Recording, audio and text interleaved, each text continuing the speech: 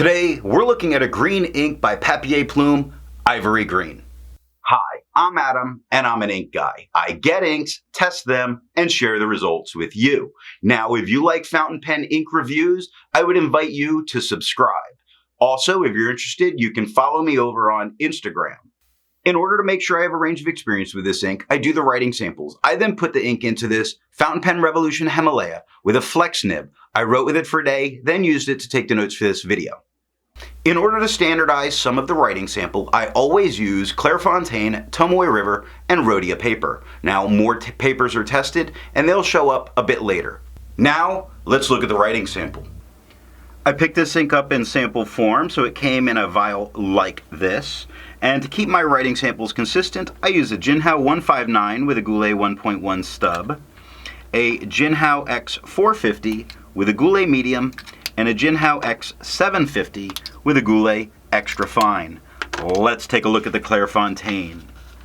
No bleeding, no ghosting. The 1.1 has no feather spread, halo sheen, or shade. The extra fine is slightly lighter than the stub. With no feather spread, halo sheen, it does offer some very nice shading. Look at quick, darker to lighter to darker. Brown starts dark and gets light. Lost it. Fox at the bottom of the F is much lighter than the rest of the word. There is some very, very nice shading to be found with this ink. 8 seconds to dry. Medium is slightly lighter than the extra fine. With no feather spread, halo sheen, and great shading. Look at quick, starts dark, goes to medium, goes dark, goes light, dark at the K. Brown starts dark, gets light. Fox starts dark, gets light, gets dark. Beautiful. 11 seconds to dry. Now the extra fine doesn't show nearly the color variation left to right, and that's about what we did get. Medium shows a whole lot more, and we got a lot more. Tomoe River. No bleeding, no ghosting. The 1.1 has no feather spread. It does have halo. The entire writing over has halo. Looks gorgeous. No sheen. Some shading. Not a ton of shading, but there's darker spots. Like the top of the P looks darker than the mid part of the P. So there are some places with some shading. The extra fine is a lot lighter than the stub. It has no feather spread. It has halo. Tons of halo.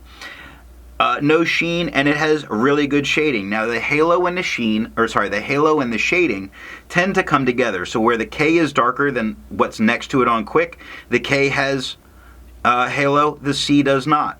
In the darker parts of the Q, halo. The lighter parts of the Q, none.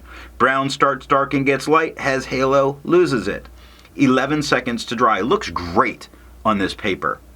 Medium is about the same tone as the extra fine, and about the same stuff goes on. No feather, no spread. Halo, yes. Sheen, no. Shade, yes, with halo. Brown starts dark, gets light. Halo, none, halo. That seems rather straightforward in how this is working. Jumps, starts very light there, it gets very dark quick, and then keeps the halo. No halo, halo, and through. 19 seconds to dry.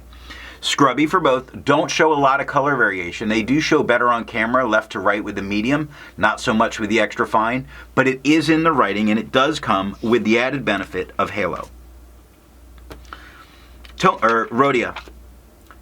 No bleeding, no ghosting. That's a transfer spot because I'm a filthy slob. The 1.1 has no feather spread, halo sheen, and no shade. The extra fine is quite a bit lighter than the stub, with no feather spread, halo sheen, some shading spots. Not as good as we've seen on the other two. K is darker than the rest of quick. Brown starts dark and gets light. Jumps starts light but gets dark quick and stays dark. 7 seconds to dry. Medium is darker than the extra fine, just a hair lighter than the stub. Medium has no feather spread, halo sheen, spots of shading, like brown starts very dark, goes to midtone, gets light in the W but dark to the N. Fox starts light, but in the down it starts getting lighter, light through the upstroke, very dark in the rest of Fox. So it's got some nice shading that it's capable of bringing out here. And 11 seconds to dry. Scrubby for both, show plenty of color variation, and we get plenty of color variation. I agree with Vita that I've learned a lot by doing multiple chromatographies. The one on the left is done the way it's supposed to be done. I put a line of ink down and immediately put it into water for 10 to 15 seconds. And we see this very nice, refreshing tone of green pushing its way up.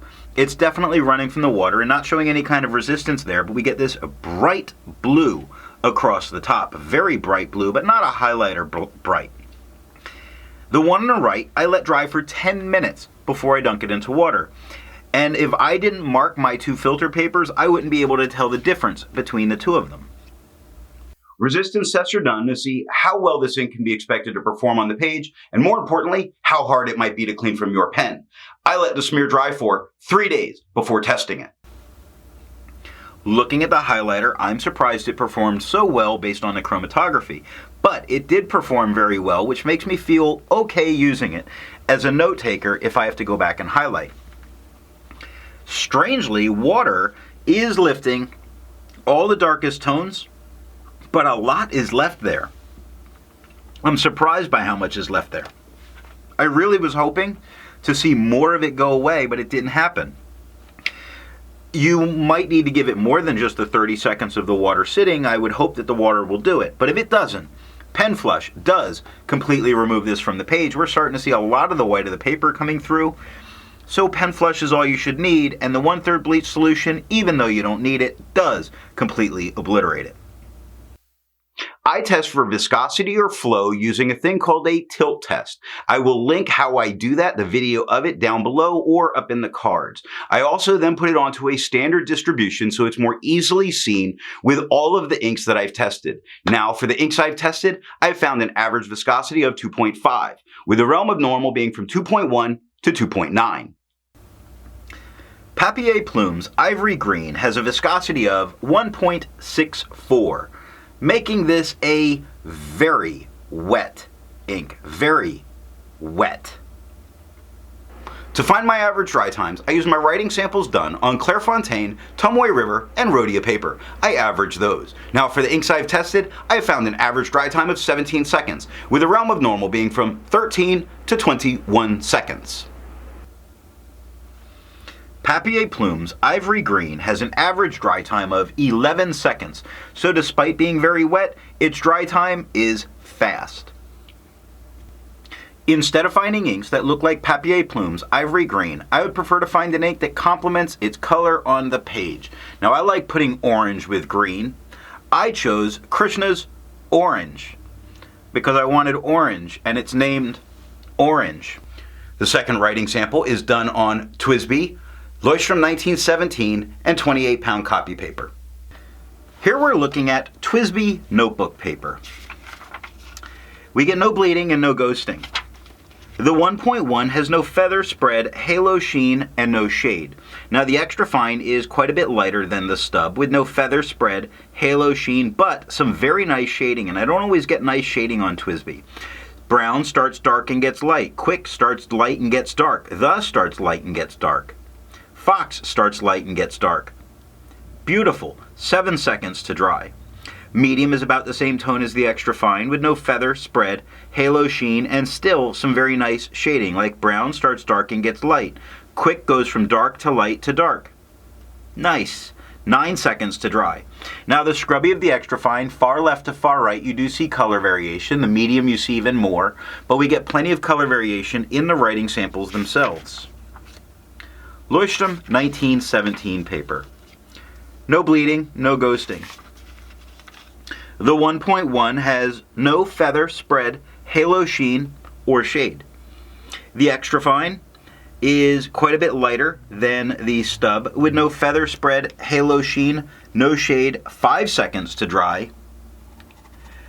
Medium is darker than the extra fine, probably about the same tone as the stub, with no feather spread, halo sheen, or shade, 8 seconds to dry. Now the scrubby for both do show color variation, but we're really not getting it in the writing. 28-pound copy paper. This is a premium copy paper. So the medium, which is what I wrote with the top, does get some bleed spots that occur. The extra fine is going deeper into the page. You start to see a little bit, but it's not where it's a problem. It's not stopping you from using the back of the paper. It wouldn't make the people at your work hate you for using a fountain pen. The medium has no feather. Yeah, no real feather. It did very good. I wrote that I have feathers, but I am not seeing the feathers. No feather, spread, halo sheen, no shade. Now the extra fine, about the same tone as the medium. No feather, spread, halo sheen, no shade. 1 second to dry. The scrubby shows no color variation. You didn't really expect to get that on copy paper, and you didn't. That is all that I have for the writing samples. So what do I think of Papier Plume's Ivory Green? This is a very nice soft green tone that gives very nice shading throughout all of the writing. It is standing out in the world of greens because so many are either very light or very dark. Now I don't care for them when they're very light or when they are absolutely too dark. This is on the lighter side of medium, which is a very nice place for it to be. So what nib and pen will give the best writing experience with this ink? Now this is a dealer's choice because it looks the same all the time. Every pen I used it in, the tone that went down on the paper was the same, so it's incredibly consistent with that. So dealer's choice. I'm going to remind you that I'm here every day with a new ink review. Thanks for watching.